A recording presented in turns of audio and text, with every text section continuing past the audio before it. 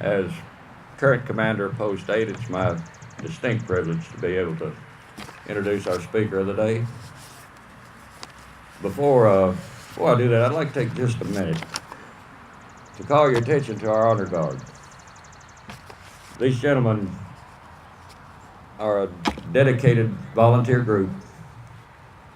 Aside from services like this that we have today, they provide full military honors for funerals in excess of 250 a year. It's all volunteer, and we're very proud of them.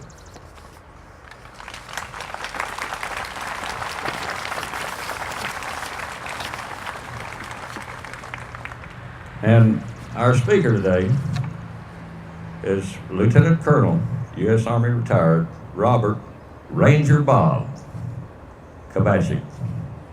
He was commissioned in armor in May 1970 after graduation from John Carroll University in Cleveland, Ohio. Bob hails from a small town, Newberry, Ohio, approximately 30 miles east of Cleveland.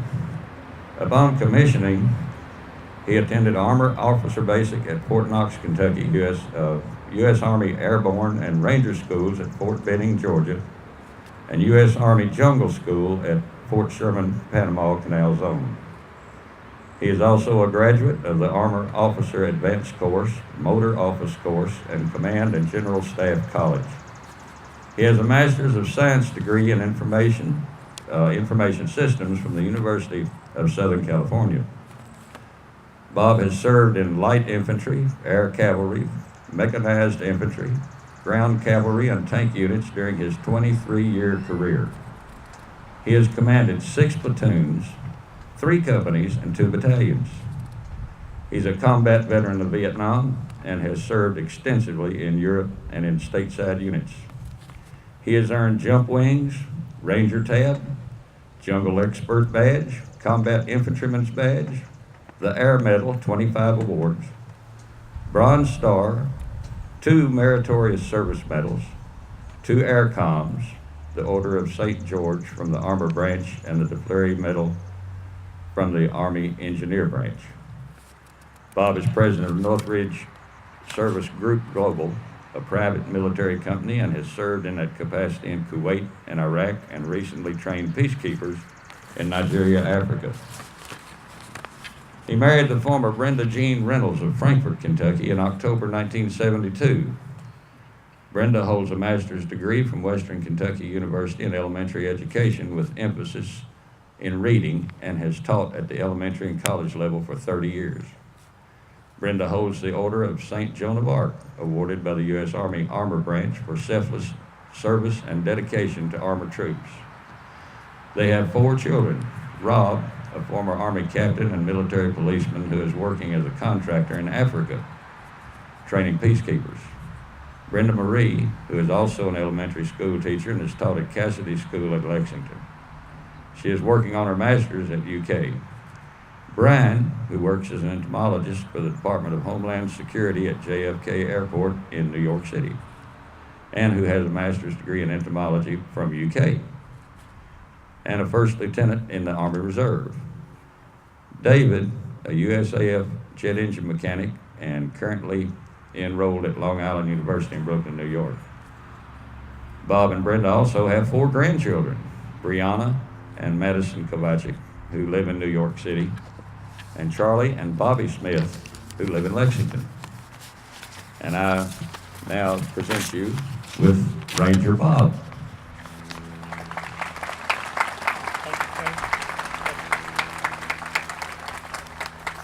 Thank you, Commander. Good morning, and a very safe, happy, and blessed Memorial Day to each and every one. It is mine and my lovely lady Brenda's distinct honor to be here today, and I would like to address 3 topics. First, let's have a brief recap about Memorial Day, already alluded to, and some of its history. And then I will share with you a story about a brave and dedicated soldier who died while serving with me in Vietnam and with whom I am remembering today. Lastly, I'd like to share with you some military trivia, some of which you may know, and I think you will find interesting. The first celebration of Memorial Day began after the Civil War and was started by former slaves who moved dead Union and Confederate soldiers from mass graves at Washington Race Course in Charleston, South Carolina, to other appropriate sites. The official first observance was 5 May 1866, and General John Logan, as the commanding general of the Grand Army of the Republic, proclaimed 30 May, in honor of a battle, to be the official day of observance, and it was called Decoration Day. The term Memorial Day was used first in 1882. It became the official title for this day by federal law in 1967 and was moved to the last Monday in May by federal law in 1971. Now, since 9/11, we also remember and honor members of our police and fire departments for their bravery, service, and sacrifices. Heroes all. Next, here's one of my many Memorial Day remembrances. Spec 4 Ronald A. Longfellow was born and raised in Chalfont, Pennsylvania, about 25 miles north of Philadelphia, on 22 September 1951. He was wounded in Bien Hoa Province, Vietnam on 28 December 1971 and died on 19 January 1972. But he did not die of his wounds. He died because he was a young man of great honor. And this is his story. I was the platoon leader of a 28-man aero rifle platoon of the Air Cavalry Troop, 2nd Squadron, 11th Armored Cavalry Regiment. On 27 December 1971, the squadron deployed my platoon with a ground cav troop along the Cambodian-South Vietnam border. I think I see some people who may have been there. Seems there was an elaborate enemy bunker complex surrounded by swamps and rice paddies along a main infiltration route coming from Cambodia and into Vietnam. The squadron wanted to penetrate the complex and begin clearing it. The low area and rice paddies precluded using armored vehicles, and when the troops' personnel attempted dismount operations, they lost 10 men due to the heavy concentration of mines and booby traps laid by the enemy. These troopers mostly rode their armored vehicles and were not used to dismounted patrols. So they found the mines and booby traps the hard way. We got the mission of getting into the complex. We were the cavalry's only infantry. We knew how to do this. We had done it before. After a leader's reconnaissance, I asked to be able to do this at night, but was denied. So we settled on an early morning approach. My ranger training told me to select a difficult march, one which the enemy would not expect us to use. We would be moving through rice paddies and paralleling a rice dike, which would at least protect one of our flanks. And I maneuvered my element that afternoon to have the sun at my back the next morning. I was provided mortar, artillery, and gunship support. All other operations were postponed for today. We were the only game in town. We moved out just before dawn. I remember it well. It was still dark, it was hot, muggy, and a blessed haze hung thick over the rice paddies. Other than the sound of 28 men with heavy rucksacks, radios, and weapons, moving in knee-deep water and ankle-deep black muck, as I'm sure some of you have done, we made no noise. I could hear my troopers' hearts pounding. I could hear them sweating. PFC Longfellow was the point man. Sergeant Dave Hansen was the slack man. I was behind him carrying my radio, followed by other 1st Squad members, then the 2nd Squad, and lastly 3rd Squad. Sergeant First Class Charlie Wilson, platoon sergeant, traveled with the 3rd Squad. Our move went superbly, and when we were but 10 meters from where I wanted to penetrate the jungle, PFC Longfellow stopped and pointed at the nearby rice dike. At first I thought he spotted a booby trap. And I thought, good job, Longfellow. That's how to find these things. But he kept pointing toward it. Hansen pointed vigorously to the jungle to the right, indicating to continue along the march. Longfellow shook his head no. I looked at him, pointed to the jungle, and moved my lips to say, go over there. Longfellow continued to move toward the dike. Hansen dumped his ruck, ran after Longfellow, caught him, and grabbed him as both moved up along the dike.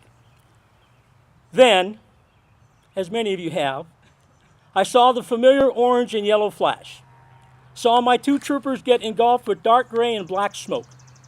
Felt the shock and concussion of the blast, which knocked me on my backside, and heard the shrapnel go whizzing by, spraying the rest of my platoon. I got up, went to my two troopers. Both were screaming and bleeding. Hansen's abdomen and groin were open, and he was covered with shrapnel. Longfellow's left leg was severed about 6 inches above his knee, and he was covered in shrapnel. I prayed real hard. Then I applied a tourniquet to Longfellow, and within minutes, Sergeant First Class Wilson, the entire 3rd Squad, and platoon medic were on site. Wilson told me he had already called the medevac. Our medic applied tourniquets, administered morphine, and started IVs on both. We put Hansen on our stretcher and made a field stretcher for Longfellow. Hansen and Longfellow were in the military evac hospital in Saigon within 15 minutes after the explosion. We entered the complex, soon followed by engineers and some dismounts from the ground troops, and began securing the area, patrolling and digging into bunkers. We found lots of weapons and supplies, no enemy. I got word on New Year's Eve 1972 that Hansen had been evacuated to Landstuhl in Germany, and all looked well for him. Longfellow, who had lost his left leg, was recovering nicely in the hospital in Saigon. My platoon was glad to hear of the news, and I could not thank Charlie Wilson or Doc Carnuta, our platoon medic, enough for what they did to save our guys. Well, it was either the 18th of January or maybe it was the 19th.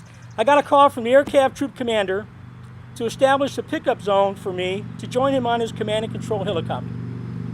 We did this, and I got on the bird, I put on the helmet, and the commander told me that Longfellow was not doing well, and he wanted to see me.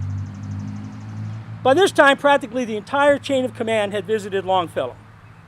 I got to the evac hospital and was met at the door by 2 female U.S. Army nurses, 1 major, 1 captain, who told me Longfellow was physically doing okay, but he was and healthy, but he was severely depressed, and not because of losing his leg.